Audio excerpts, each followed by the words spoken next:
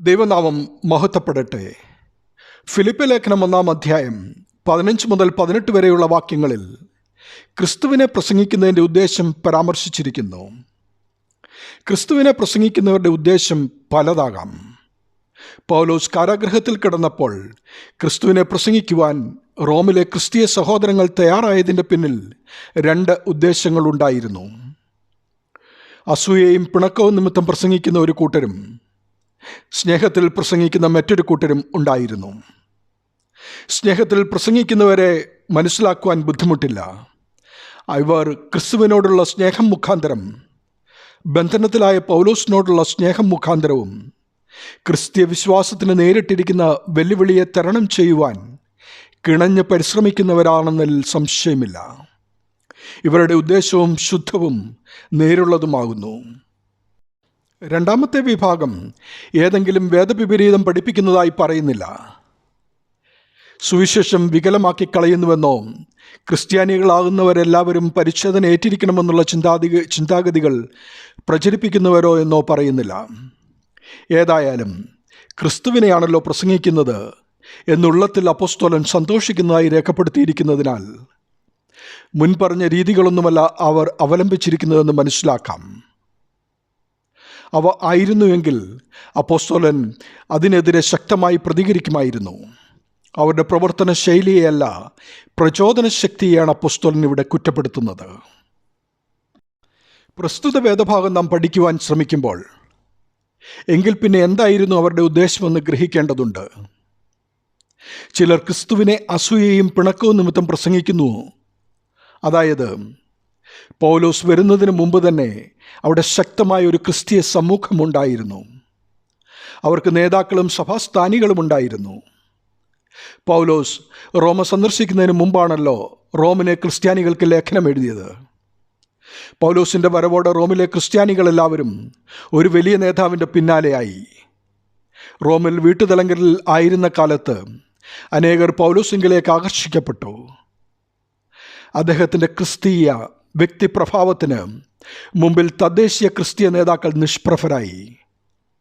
എന്നാൽ പൗലോസിൻ്റെ 1-ാം വിസ്താരമൊക്കെ കഴിഞ്ഞ് വിധിക്കായി കാത്തിരിക്കുമ്പോൾ കർശന കാരാഗ്രഹവാസത്തിൽ 2-ാം അധ്യായം 19 മുതൽ 24 വരെയുള്ള തിരുവചനങ്ങൾ നിന്ന് ലേഖനം എഴുതുന്ന കാലത്ത് റോമിലെ സഭാസ്ഥാനികൾ നഷ്ടപ്പെട്ടുപോയ സ്ഥാനം വീണ്ടെടുക്കുവാൻ പൗലോസിനെയും മറ്റും കുറ്റം പറയുവാനിടയാകുകയും തൽഫലമായി വിഭാഗീയ ചിന്തകളും പിണക്കവും അസൂയയും ഉണ്ടാകുകയും ചെയ്തു.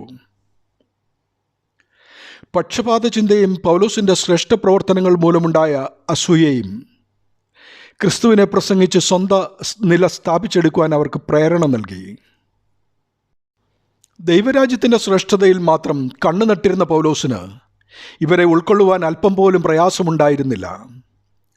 അജ്ഞതയിൽ നിന്നുള്ള അധമ്മ ചിന്തയ്ക്കടിമകളായവരെങ്കിലും അവർ ക്രിസ്തുവിനെ പ്രസംഗിക്കുന്നതിൽ അപ്പോസ്തലൻ സന്തോഷിക്കുകയും ഇവർക്ക് വേണ്ടി പ്രാർത്ഥിക്കുകയും ചെയ്യുന്നു.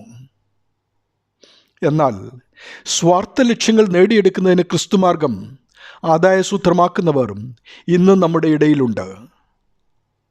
സമൂഹത്തിലും സഭയിലും പേരും പെരുമയും സ്ഥാനവും മഹത്വവും ലഭിക്കുന്നതിന് അവർ തങ്ങളുടെ ക്രിസ്തീയ വേഷം ഉപയോഗപ്പെടുത്തും.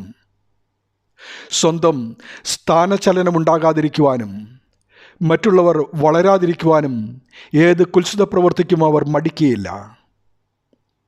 ക്രിസ്തുനാമത്തിൻ്റെ മറവിൽ സഭയുടെ നിയമങ്ങൾക്കോ അഭിവൃദ്ധിക്കോ അഖണ്ഡതയ്ക്കോ തേജസ്സിനോ അഭിമാനത്തിനോ വില കൊടുക്കാതെ മറ്റുള്ളവരുടെ പ്രീതി നേടി നല്ല പിള്ള ചമയുവാൻ സമാധാനമെന്ന മനോഹര വൃക്ഷത്തിൻ്റെ മറവിൽ നിന്ന് ക്രിസ്തീയ സഭയെ പണത്തിനും സ്ഥാനമാനങ്ങൾക്കും വേണ്ടി ഒറ്റിക്കൊടുക്കുന്ന യൂദാമാരായ സഭാപ്രവർത്തകർക്ക് ദൈവരാജ്യബോധം വീണ്ടെടുക്കുവാൻ പൗലോസിൻ്റെ വാക്കുകൾ സഹായമാകണം. പ്രിയമുള്ളവരെ, സ്നേഹവും വിശുദ്ധിയും നിർമ്മലമായ ക്രിസ്തീയ ശുശ്രൂഷകരുടെ ആവശ്യകതയും അവരുടെ പക്വവും സമർപ്പണവുമായ പ്രവർത്തനങ്ങളും ദൈവരാജ്യത്തിൻ്റെ വളർച്ചയ്ക്കെന്നും എന്നും അത്യാവശ്യമാണ്, അത്യന്താപേക്ഷിതമാണ്. ക്രിസ്തുവിനെ നല്ല മനസ്സോടുകൂടെ പ്രസംഗിക്കുകയും ഉത്സാഹത്തോടെ കറകളഞ്ഞവരായി വിശുദ്ധിയോടെ ജീവിക്കുകയും ചെയ്യുക എന്ന് വേദഭാഗം നമ്മെ ഉപദേശിക്കുന്നു. വിശുദ്ധിയെ തികച്ചും കൊണ്ടൊരുങ്ങി നിൽക്ക, പ്രിയൻ വരവതിൻ താമസം ഏറെയില്ല. നമ്മുടെ സഭാ ശുശ്രൂഷകൾ ദൈവനാമ മഹത്വത്തിനായി തീരട്ടെ. ദൈവനാമം നമ്മിൽ കൂടി മഹത്വപ്പെടട്ടെ. ആമീൻ.